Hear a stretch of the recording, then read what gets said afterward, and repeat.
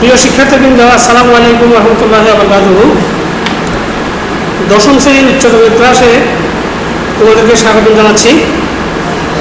আশা করি তোমরা ভালো আছো, সুস্থ আছো এবং আজকের ক্লাসের জন্য তোমরা মানসিকভাবে প্রস্তুত আছো।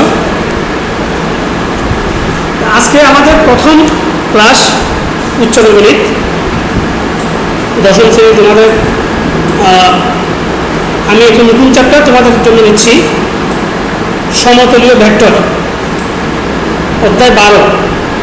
এটা তোমাদের নবম শ্রেণীতে পড়ানো হয় নাই সম্ভবত, দশম শ্রেণীতে আসার পরে হয়েছে কিনা অবশ্য আমার ঠিক এই মুহূর্তে মনে পড়ছে না। তা আমি নতুন থেকে প্রথম থেকে তোমাদের এই ভেক্টর অধ্যায়টা শুরু করব। তো এই অধ্যায় শুরু করলে এই অধ্যায় আমরা শেষ পর্যন্ত যদি করি তাহলে আমরা কী কী শিখতে পারবো, আমি সেই জিনিসটা তোমাদেরকে বোর্ডে লিখে দিয়েছি। আমি সেটা আগে একটু তোমাদেরকে দেখাই। বিসমিল্লাহির রহমানির রহিম।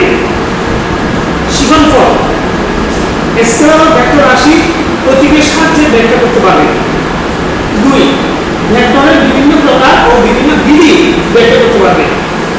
3, ভেক্টরের সাহায্যে বিভিন্ন জ্যামিতিক সমস্যার সমাধান করতে পারবে। আমাদের তিনটা জিনিস এখানে লিখেছি আমি। একটা হচ্ছে স্কেলার রাশি এবং ভেক্টর রাশি কি, সেটা আমরা প্রতীকের সাহায্যে ব্যাখ্যা করতে পারবো।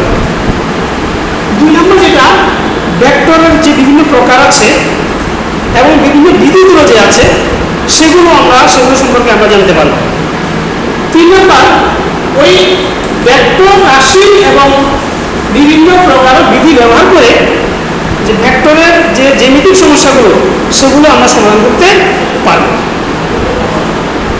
তো তোমাদের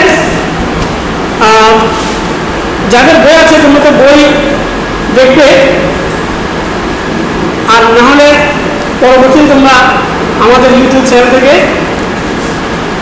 এই আমার ক্লাসটা ফলো করে তোমরা বইয়ের সাথে মিলাবে।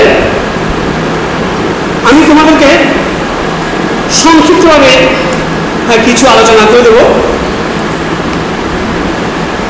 এখন স্কেলার রাশি কি, তোমরা অবশ্য ফিজিক্সের প্রথম অধ্যায় যখন তোমরা পড়েছ, দ্বিতীয় অধ্যায় এবং প্রথম অধ্যায় দ্বিতীয় অধ্যায় থেকে সেখানে আছে যে স্কেলার রাশি এবং ভেক্টর রাশি কি, ওগুলো কীভাবে প্রকাশ করতে হয় তোমরা জানো। তারপরও আমি একটু করে বলে দিচ্ছি। যে রাশির শুধু মান আছে কোনো দিক নেই সেটাকে আমরা স্কেলার রাশি বলি। যেমন 5 কেজি চাল বললে এটা মানটা আমরা বুঝি, এটা কোনো দিকের প্রয়োজন হয় না। এরকম 2 মিটার দূরত্ব বা 5 কিলোমিটার দূরত্ব, এগুলো হচ্ছে স্কেলার রাশি। আর ভেক্টর রাশি কোনটা? ভেক্টর রাশি হচ্ছে যে রাশিকে প্রকাশের জন্য মান এবং দিক উভয় প্রয়োজন হয়, সেটাকে আমরা বলবো ভেক্টর রাশি। আমি শিক্ষণটা মুছে দিচ্ছি।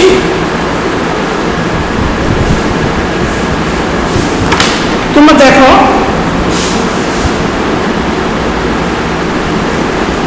স্কেলার রাশি আর ভেক্টর রাশি।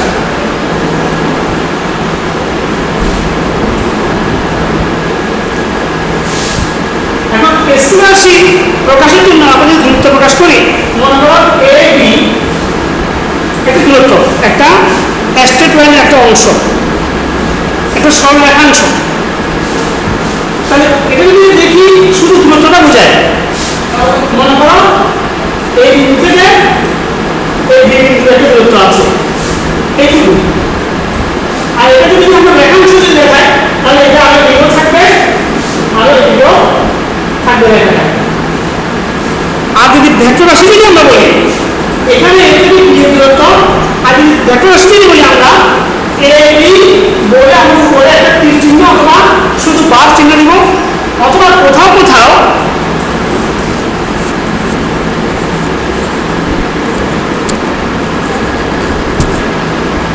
কোথাও কোথাও উপরে টুপি চিহ্ন দেওয়া হয়, কখনো কখনো শুধু বার চিহ্ন দেওয়া হয়, যে কোনো চিহ্ন দেখে, অথবা নিচেও দিতে পারে।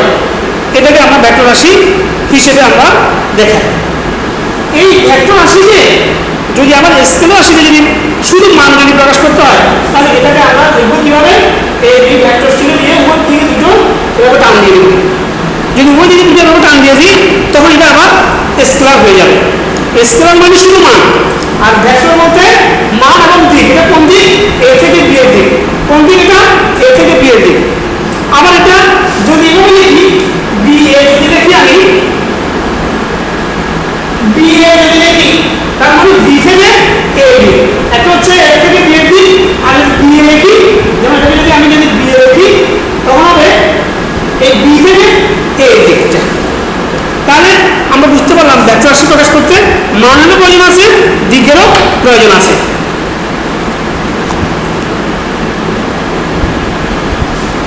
এখন ভেক্টর রাশি কোনটা কোনটা? যেমন আমরা বলি সরণ, বেগ, ত্বরণ, ওজন, বল ইত্যাদি, এগুলো হচ্ছে ভেক্টর রাশি।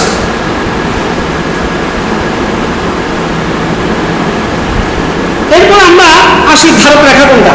এই যে এখানে আমি একটা জিনিস দেখাচ্ছি তোমাদেরকে, যে এই যে সিডি একটা রেখা, সিডি যদি একটা রেখা হয়, এটি হচ্ছে রেখার একটা অংশ।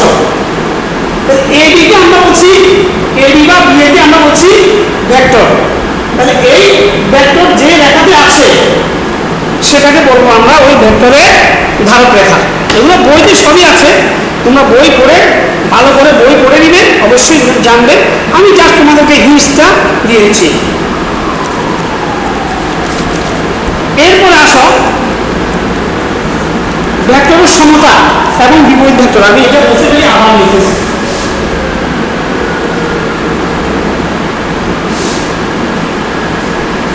এরপর আমরা লিখি ভেক্টরের সমতা। ভেক্টর সমতা কি? দুটি ভেক্টর, একটা যদি আমরা ইউ বলি আর একটা যদি আমরা ভি বলি, দুটি ভেক্টর কখন সমান হবে? যদি এদের মান সমান হয়। এক নম্বর, এই দুটো সমান হবে, ইউ ভেক্টর সমান ভি ভেক্টর হবে যদি ইউ ভেক্টরের মান ভি ভেক্টরের মান সমান হয়, ইউ ভেক্টর ও ভি ভেক্টরের দিক একই হয়, তিন ইউ ও ভি ভেক্টরের ধারক রেখা একই অথবা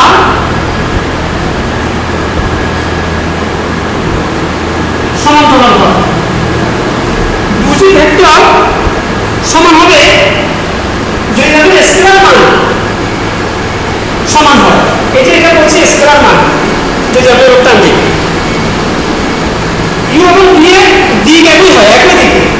আমরা কিছুক্ষণ আগে দিয়েছি, এখানে যদি আমি একটা রেফারেন্স যদি দেখাই, তোমরা দেখতে পাচ্ছ অবশ্য, যদি একটা রেফারেন্স দেখাই, মনে করো এখান থেকে এই পর্যন্ত হচ্ছে ইউ, আবার এখান থেকে এই পর্যন্ত হচ্ছে ভি। এটা হচ্ছে ইউ, এটা হচ্ছে ভি। এটা যেদিকে এটাও সেই দিকে, এটা দূরত্ব, এটা দূরত্ব সমান, এবং এই দুটো ভেক্টর তখন আমরা বলবো যে সমান। অথবা যদি সমান্তরাল হয়, তখন এই একটা ভেক্টর এখান থেকে এই পর্যন্ত, এটা হচ্ছে ইউ, আবার এই একটা ভেক্টর এখান থেকে দেখা আমি এখান থেকে এই পর্যন্ত, এটা হচ্ছে মনে করো ভি। উভয় দিক একই এবং ধারক রেখা এখানে হচ্ছে একই ধারক রেখা, আর এখানে বলছি আমরা ধারক রেখা দুটা সমান্তরাল। যদি এমন হয় তাহলে আমরা বলবো যে ভেক্টর দুটা সমান। আচ্ছা, বিপরীত কখন হবে? দুটো ভেক্টর কখন বিপরীত হবে? বিপরীত হবে তখন যদি তাদের দিক যদি ভিন্ন হয়। যেমন আমি এখানে দেখছি ইউ ভেক্টর যেদিকে, যদি ভি ভেক্টর যদি উল্টা দিকে হয়, তাহলে তাদের সবকিছু ঠিক আছে, সবকিছু ঠিক আছে। এই দিক একই জায়গায় যদি হয়, এখানে লিখছি যে এটা যদি বিপরীত দিক হয়, বিপরীত বিপরীত যদি হয়, তখন আমরা এটাকে লিখব ইউ সমান মাইনাস ভি, অর্থাৎ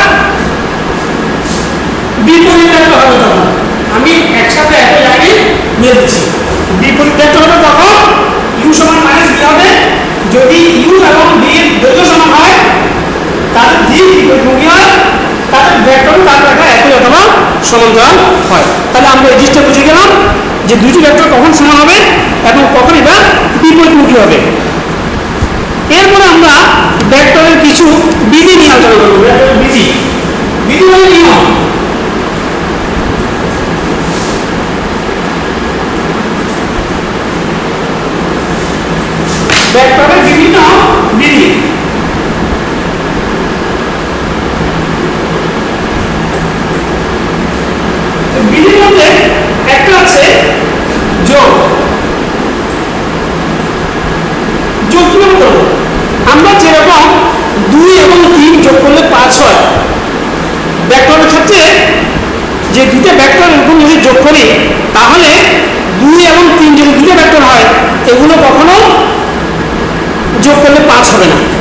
সেটা কিভাবে হবে? ভেক্টর যোগের জন্য আমাদের কিছু বিধি আছে, একটা নাম হচ্ছে ত্রিভুজ বিধি। ত্রিভুজ কিরকম? আমরা একটা ভেক্টরের দিক থেকে কল্পনা করি, আরেকটা ভেক্টরের দিক থেকে কল্পনা করি। একটা হচ্ছে AB ভেক্টর আর হচ্ছে BC ভেক্টর।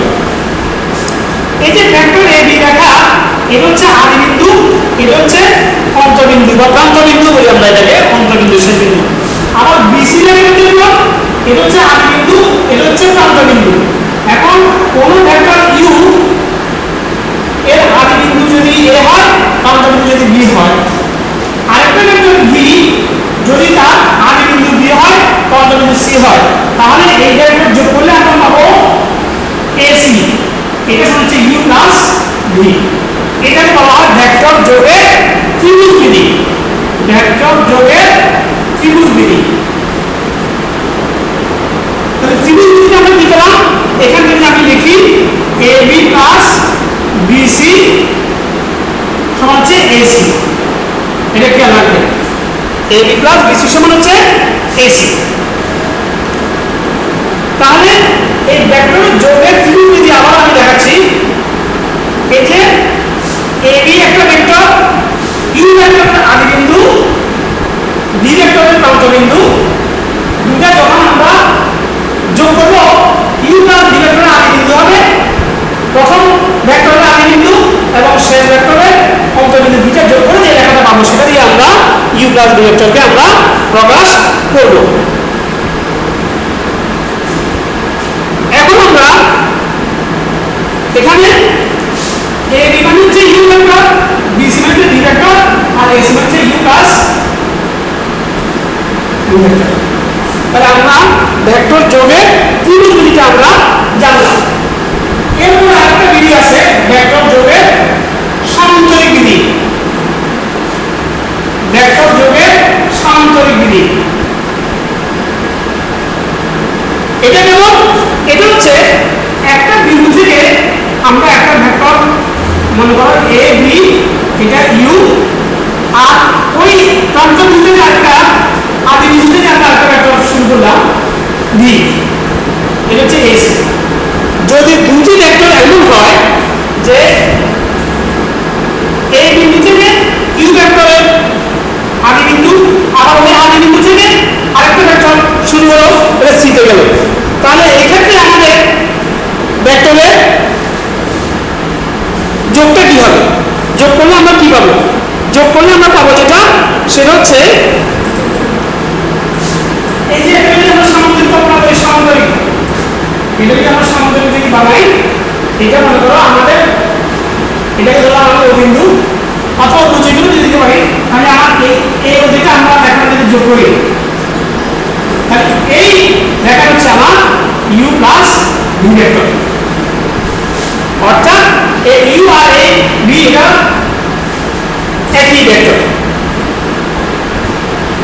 এই B AC আর BC হচ্ছে B হচ্ছে একই, সেই অনুপাতে আমাদের এটা ত্রিভুজ বিধি অনুসারে আমরা যদি পাই U plus B U plus B। যদি সামান্তরিক হিসেবে যদি আমরা করি, এটা সামান্তরিক কর্ণ, আর যদি ত্রিভুজ বিধি হিসেবে যদি পাই, তাহলে এই দুটার যোগফল আমরা এভাবে আমরা পেতে পারি। যে সামান্তরিক বিধিটা মনে রাখতে হবে।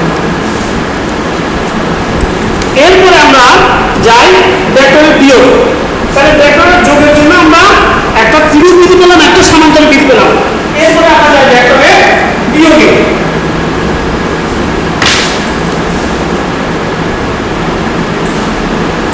ভেক্টরের বিয়োগের জন্য আমরা কিভাবে করব?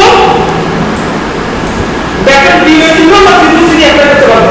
সেটা হচ্ছে কি, যদি একটা ভেক্টর যদি U আর একটা ভেক্টর যদি এবার যদি B হয়, মনে করো এটা AB, এটা হচ্ছে AC যদি হয়, তাহলে আমরা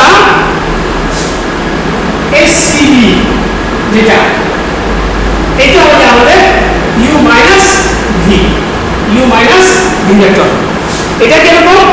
দুটো ভেক্টর যদি একই আদি বিন্দু থেকে শুরু হয়, তাহলে আমাদের বিয়োগফল যেটা U মাইনাস V ভেক্টর যেটা হবে, সেটা হবে দ্বিতীয় ভেক্টরের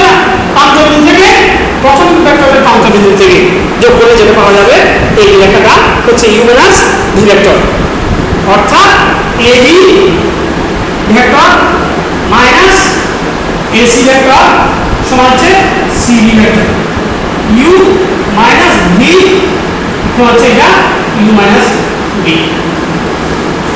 তাহলে আমরা এটাকে বলা হয় ভেক্টর বিয়োগের ত্রিভুজ বিধি, এটা আমরা জানলাম।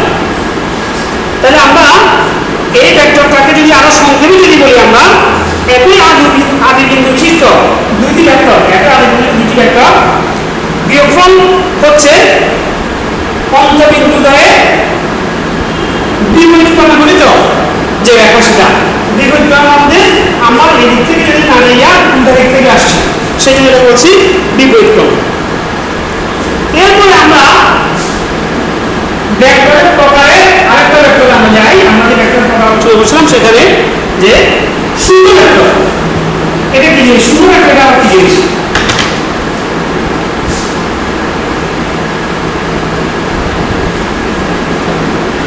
শূন্য ভেক্টর, শূন্য ভেক্টর মানে কি? যেই ভেক্টরের মান শূন্য, কোনো দিক নাই, যেমন একটা বিন্দু যদি বসাই, এটার কোনো মান নাই, এটা দিকও নাই, এটা হচ্ছে একটা বিন্দু ভেক্টর বা শূন্য ভেক্টর। এটা নিয়ে আমি আরেক দিক নেওয়ার প্রশ্ন করতে পারি। মনে করো এ বি একটা ভেক্টর, আবার বি এ বিপরীত থেকে আরেকটা, এটা যদি ইউ হয় এটা হচ্ছে মাইনাস ইউ, আর শূন্য ভেক্টর হচ্ছে এ থেকে আমরা আবার ফিরে এতে চলে আসলাম, এ থেকে গিয়ে আবার এতে চলে আসলাম, তাহলে এই বিন্দুটা হচ্ছে এই ভেক্টর বা শূন্য ভেক্টর। আমি সংক্ষেপে বলতেছি, বইতে আরো বিস্তারিত আছে, তোমরা বিস্তারিত দেখে নিবে, কেমন? এরপর আমরা আসি ভেক্টরে আরো কিছু বিধি আছে, সেই বিধিগুলো আমরা জেনে নিই। এগুলো আমরা ভেক্টরের অঙ্ক করার সময় আমরা লাগবে। এই বিধিগুলো যদি আমরা না জানি তাহলে আমরা অঙ্ক করতে পারবো না, সমস্যা সমাধান করতে আমরা পারবো না। সেই জন্য আমাদেরকে এগুলো কি করতে হবে? জানতে হবে।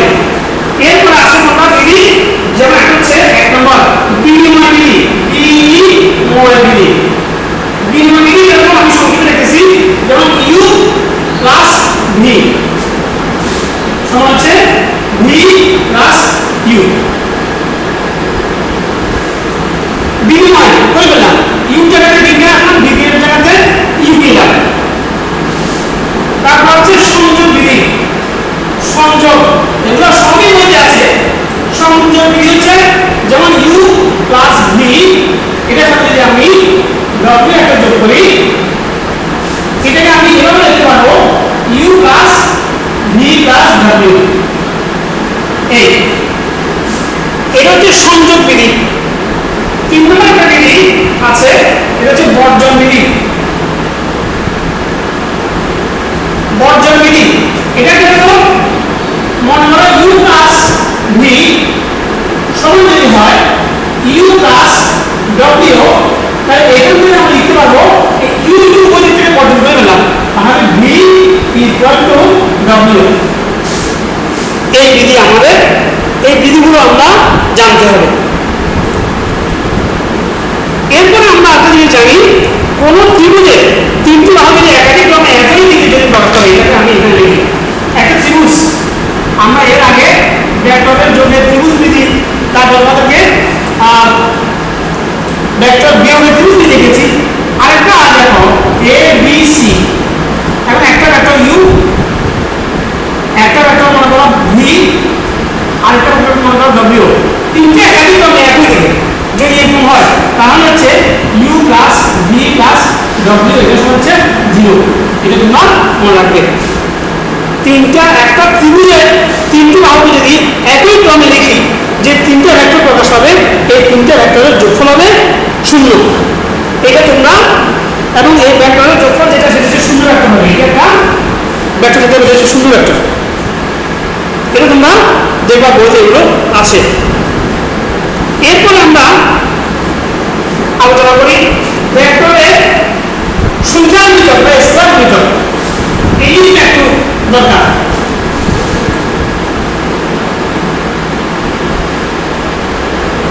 ভেক্টরের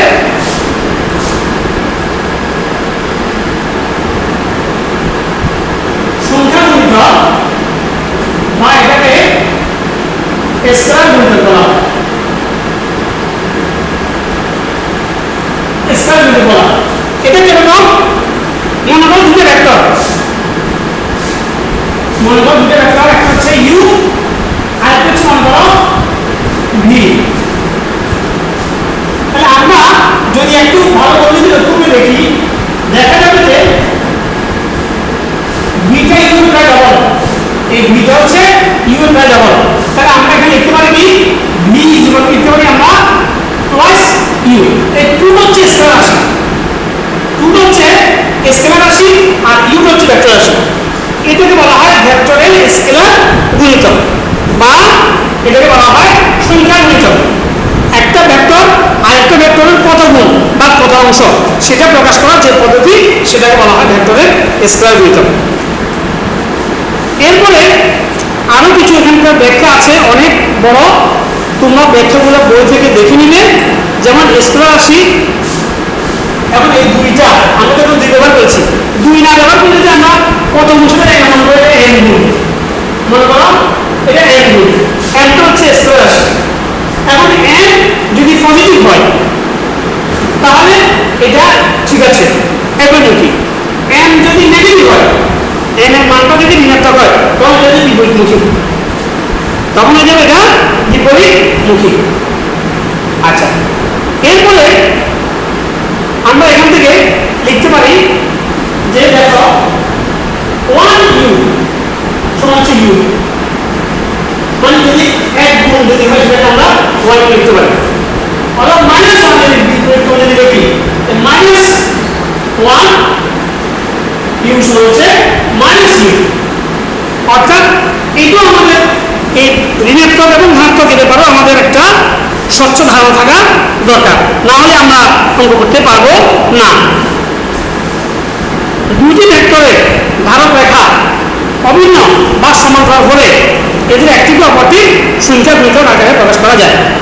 এখন এই দুটো ভেক্টরের ধারক রেখা যদি একই হয় অথবা সমান্তরাল যদি হয় তাহলে আমরা একটিকে আরেকটি স্কেলার গুণিতক হিসেবে প্রকাশ করতে পারবো, অর্থাৎ সংখ্যা গুণিতক হিসেবে প্রকাশ করতে পারবো, নইলে নয়।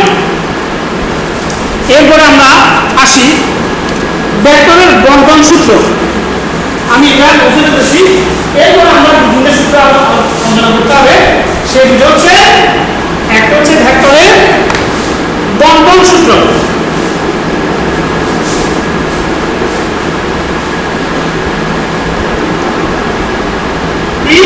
যেমন এক নম্বর n plus n into u vector সমান হচ্ছে nu প্লাস nu।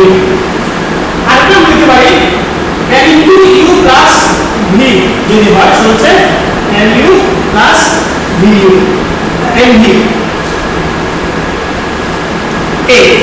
এটাকে বলা হয় ভেক্টরের বণ্টন সূত্র। এই সূত্রগুলো তোমরা জেনে রাখতে হবে। যে ভেক্টরের দৈর্ঘ্য হচ্ছে 1 তাকে বলা হয় ইউনিট ভেক্টর বা একক ভেক্টর। তিনটি বিন্দু a b c একই জায়গার উপর থাকবে যদি এবং কেবল যদি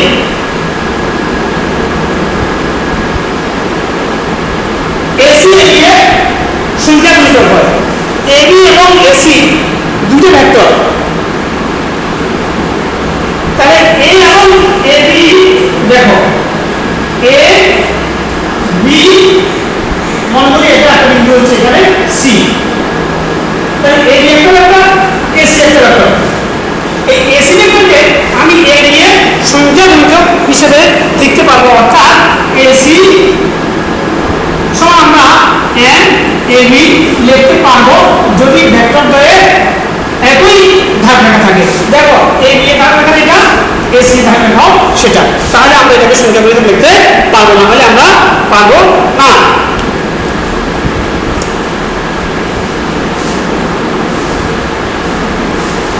আচ্ছা, এখানে আরেকটা জিনিস আমরা বলি, দুইটি ভেক্টরের যদি দিক যদি একই হয় তাদের ধারক রেখা যদি একই হয় অথবা সমান্তরাল হয় তখন আমরা এদেরকে বলবো যে সদৃশ ভেক্টর।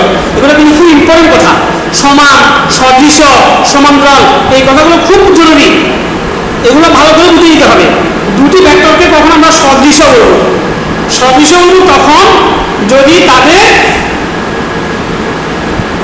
তাদের উভয়ের দিক একই হয় এবং তাদের ধারক রেখা একই অথবা সমান্তরাল হয়, তখন আমরা ওদেরকে বলবো যে আমরা সদৃশ ভেক্টর।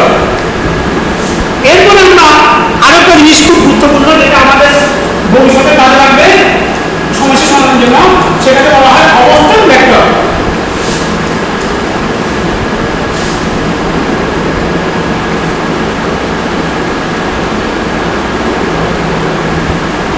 অবস্থান ভেক্টর, অবস্থান ভেক্টর কি? অবস্থান ভেক্টর হচ্ছে কোনো একটা অবস্থা থেকে এই একটা কোনো একটা আদি বিন্দু থেকে, মনে করি একটা আদি বিন্দু, এটা একটা এই বিন্দু, তার এই বিন্দু থেকে এই বিন্দু, ও বিন্দু থেকে এই বিন্দু অবস্থান কতটুকু, এটাকে আমরা বলবো যে এই অবস্থান ভেক্টরকে এভাবে আমরা লিখতে পারি। এই ও থেকে আরেকটা বিন্দু আমরা যদি মনে করি বি, এটা অবস্থান হচ্ছে বি ভেক্টর। তাহলে এ বি এর অবস্থান ভেক্টর কত হবে? এ বি এর অবস্থান ভেক্টর হবে এখানে ও বি মাইনাস ও এ, অর্থাৎ বি মাইনাস এ। এই অবস্থান ভেক্টর আমাদের কোনো একটা বিন্দুকে আগে নির্দিষ্ট করতে হবে, কোনো একটা নির্দিষ্ট বিন্দু থেকে আমার যে বিন্দুর আমি অবস্থান নির্ণয় করবো সেই বিন্দুর অবস্থান ভেক্টরকে আমরা এভাবে প্রতীকভাবে নির্দেশ করবো, ও এর জন্য এ, ও বির জন্য বি। তাহলে এই এ বি ভেক্টরটা পাবো, এ বি ভেক্টরের অবস্থান হবে, তাহলে কি হবে? দ্বিতীয় ভেক্টরের প্রান্তবিন্দু থেকে প্রথম ভেক্টরের প্রান্তবিন্দু যোগ করলে যেটা পাবো যে হচ্ছে বি মাইনাস এ। এটাকে আমরা দিব এভাবে, চিহ্নটা হবে যেভাবে উল্টা বিপরীত করবে, বি মাইনাস এ। এরপরে আমরা আরেকটা জিনিস দেখাই, সেটা হচ্ছে এর আগে একটু করে দেখিয়েছি মাইনাস মাইনাস এ, এগুলো আমার দরকার শোনা হচ্ছে প্লাস। আবার আরেকটা জিনিস দেখাই মাইনাস এম ইন্টু এ শোনা হচ্ছে প্লাস এম এ। এই দুটোগুলো আমাদেরকে জানতে হবে। দুটো ভেক্টরের মান যদি সমান হয় তাহলে তাদের ভাগফল হচ্ছে 1, এটাও একটা ভেক্টর, এটা হচ্ছে তাদের মান হচ্ছে 1। আর যদি একটা যদি ভেক্টর দুটো ভেক্টরকে যদি আমরা ভাগ করি তাহলে যে 1 পাবো এটা হচ্ছে ভেক্টর, এটা হচ্ছে স্কয়ার। যেহেতু এই মানকে মান ভাগ করলে 1 সমান সমান মান, আর সমান সমান ভেক্টরকে যদি আমরা ভাগ করি তাহলে মান যেটা হবে 1, এটা হচ্ছে একটা ভেক্টর। এখানে a is not equal to 0, এর মান 0 হতে পারবে না, কারণ 0 হলে 0 দিয়ে কোনো কিছুকে ভাগ করা যায় না, 0 দিয়ে কোনো কিছুকে ভাগ করা যায় না। তা আমি তোমাদের যা পড়িয়েছি এখানে সংক্ষিপ্তভাবে পড়িয়েছি, আর বেশি আমি প্রকাশ করতে পারছি না, আমাদের সময় 30 মিনিট শেষ হয়ে গেছে। আমি তোমাদের হোমওয়ার্কটা দিয়ে দিই, তোমরা হোমওয়ার্কটা নাও।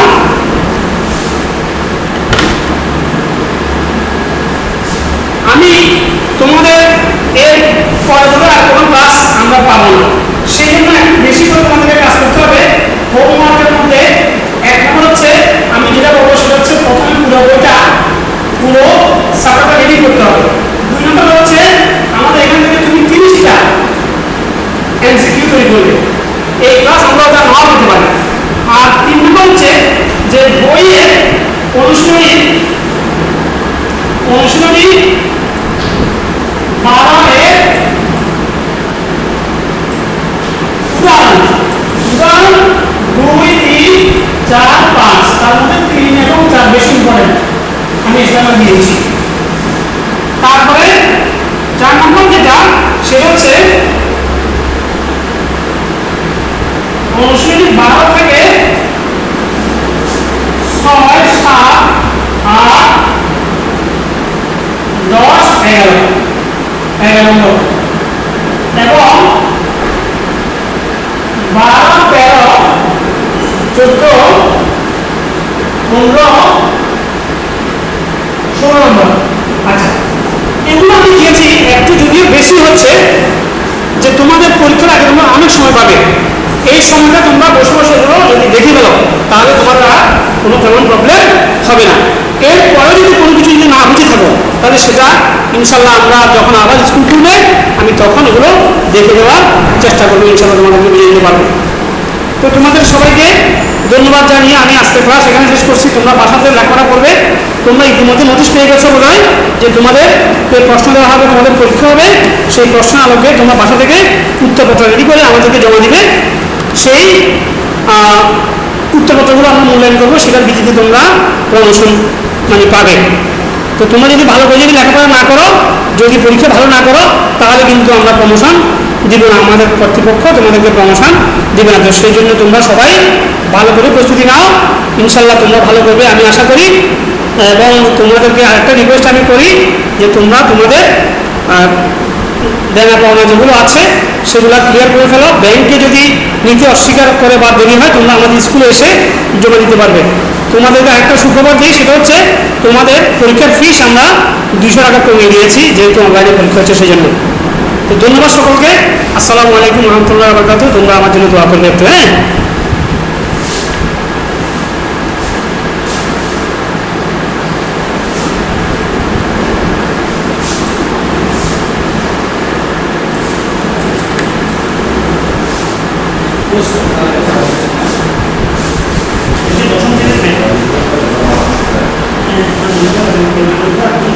Thank you.